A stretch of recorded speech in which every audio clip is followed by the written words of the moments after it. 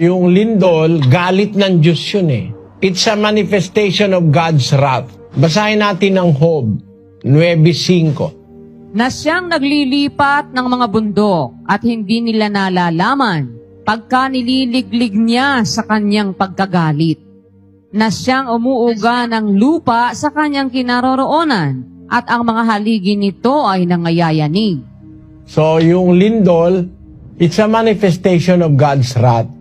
Basahin natin ang Jeremias 4:24. Aking minasdan ang mga bundok at narito nagsisiyanig at ang lahat na burol ay nagsisiindayon.